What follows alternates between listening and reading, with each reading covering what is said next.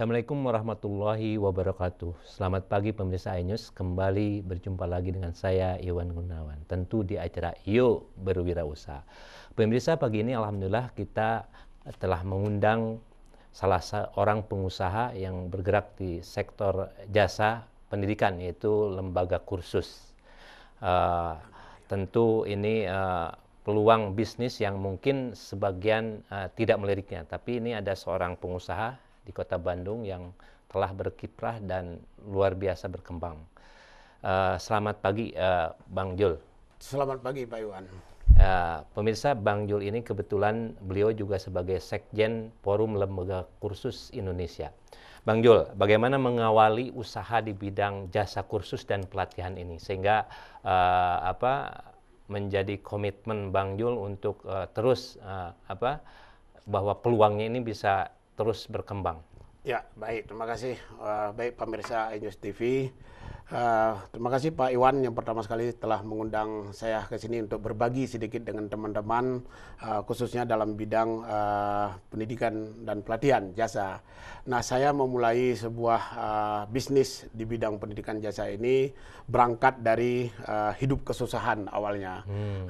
Berhidup kesusahan, saya ini adalah salah satu perantau yang datang jauh dari Aceh ke Bandung karena saya ingin berhasil. Ketika saya harus mengembangkan diri di rantau, pasti mungkin saya punya keyakinan saya ini akan berhasil di Tatar Pasundan ini. Nah, kemudian seiring perjalanan itu saya berangkatlah dari Aceh ke Bandung. Pada saat itu Pak Iwan, saya tidak bisa naik pesawat, saya naik bus ALS antar lintas Sumatera. Saya ingat itu 3 hari 3 malam perjalanan sehingga tibalah saya di Kota Bandung ini. Kemudian saya bekerja pada sebuah yayasan lembaga pendidikan. Kemudian seiring perjalanan saya mengabdikan diri untuk sekaligus saya cari pengalaman. Saya cari pengalaman.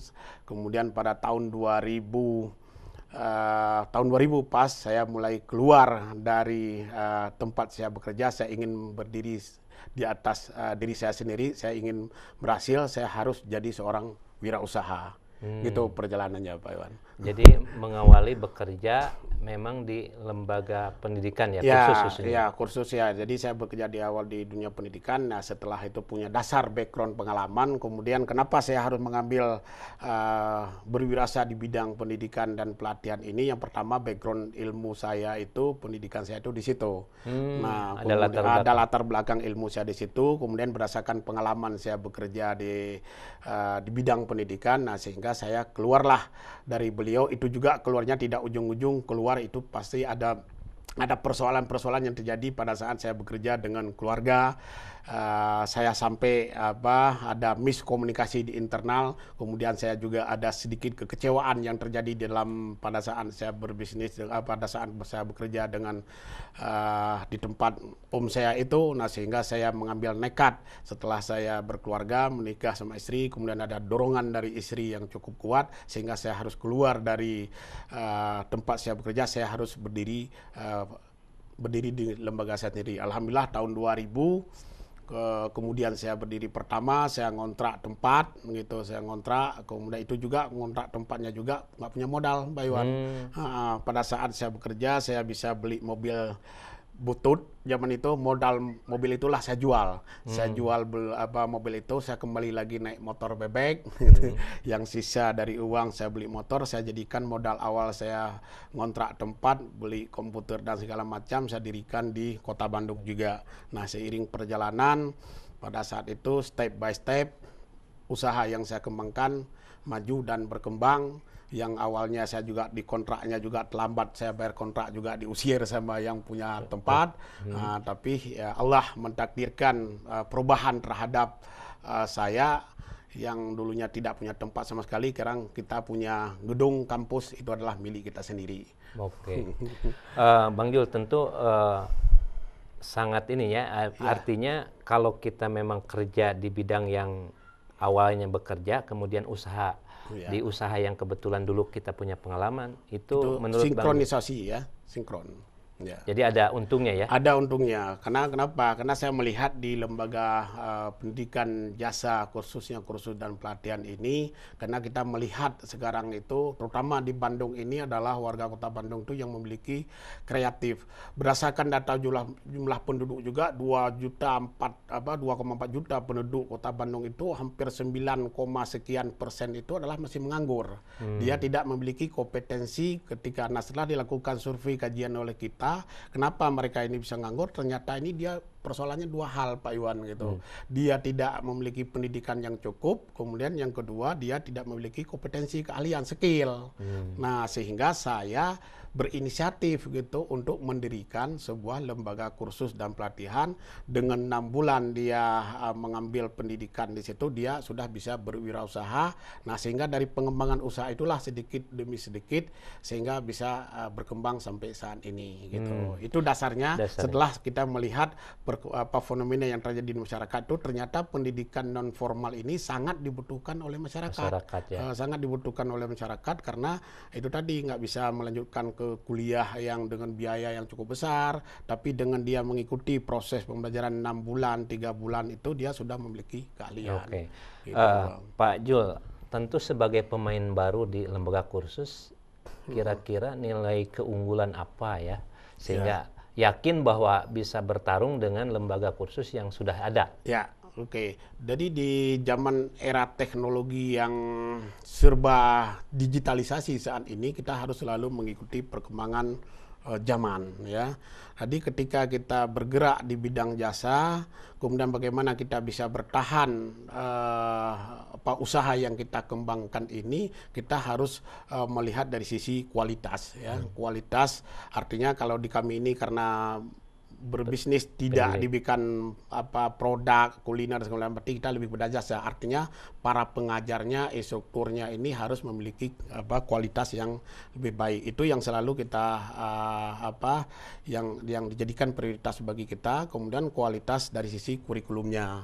Nah, bagaimana itu yang terus menerus akan kita upgrade, kita lakukan pelatihan-pelatihan terhadap para instruktur, para manajemen yang ada di lembaga, sehingga pada saat di zaman yang serba kekinian ini kita masih bisa bertahan gitu. Upaya apa yang dilakukan sehingga produk atau katakanlah kurikulum nyambung dengan kebutuhan pasar? Ya, kita selalu menggunakan sinkronisasi kemudian kerjasama dengan dunia usaha. Kebetulan saya sendiri ini adalah berkecimpung di asosiasi profesi. Kemudian selain itu juga saya adalah pengurus di beberapa organisasi dunia usaha gitu ya kan. Ada di HIPMI Jawa Barat, ada di Kadin Jawa Barat, yang juga saat ini saya adalah sebagai wakil ketua bidang organisasi Jaringan Pengusaha Nasional Jawa Barat. Nah, dengan saya membangun jaringan networking ini dengan para pebisnis, para pengusaha-pengusaha, disitulah saya memiliki jaringan untuk bisa mengembangkan kurikulum. Apa sih yang dibutuhkan oleh dunia usaha? Oh, dia kurikulum harus penyesuaian. Kita sesuaikan antara kurikulum yang diterapkan oleh pemerintah dengan kurikulum yang ada di dunia usaha. Itu yang kita lakukan sehingga kualitas lembaga yang kita lakukan ini benar-benar dibutuhkan oleh dunia usaha. Oke, Bang Jul, dulu kan sering kita melihat fenomena lembaga kursus biasanya ada tagline-nya ya. Anda kursus keluar bisa bekerja. Betul nah, sekali. dengan fenomena sekarang bahwa tidak hanya bekerja tapi berwirausaha, tentu semua marketing atau alat-alat marketingnya berubah ya? Ya, pasti itu dengan yang seperti yang saya sampaikan tadi, dengan zaman yang era canggih ini semua akan berubah. Tapi kita masih bisa kita melakukan dengan berbagai macam upaya teknologi yang kita lakukan. Kita akan melakukan penyesuaian sesuai dengan kebutuhan saat ini gitu, Pak Iwan. Jadi masuk kursus, kalau dulu kerja, sekarang bisa juga masuk kursus di lembaga Bang Jul, keluar jadi pengusaha. Nah, itu yang makanya kita akan ada yang namanya program pendidikan kecakapan wirausaha ya. Pendidikan kecakapan wirausaha ketika orang ini lulusan dari SMA, kemudian rata-rata itu tidak memiliki kompetensi keahlian, mau melanjutkan ke perguruan tinggi mungkin dari beberapa macam persoalan, ada di sektor biayanya, mungkin dari kategori yang lemah sehingga dia tidak bisa melanjutkan ke pendidikan yang formal. Dia ambil yang pendidikan singkat. pendidikan singkat, dia menempuh ini, dia lulus dari pendidikan khususnya di saya ini, dia lulus dari pendidikan non formal yang kursus dan pelatihan ini, dia sudah bisa berwirausaha atau dia bekerja. Makanya kita punya tagline punya tagline-nya juga kursus singkat siap kerja gitu Pak Iwan gitu. Artinya setelah dia itu dibekali dari segi keahliannya, kemudian attitude dan segala macamnya, kemudian kita bantu juga networking melalui jaringan-jaringan daripada dunia usaha, dia bisa berkiprah di masyarakat gitu Pak. Oke, baik Bang Jo, saya kira sangat menarik. Kita akan gali lebih dalam lagi. Pemirsa, kita break dulu.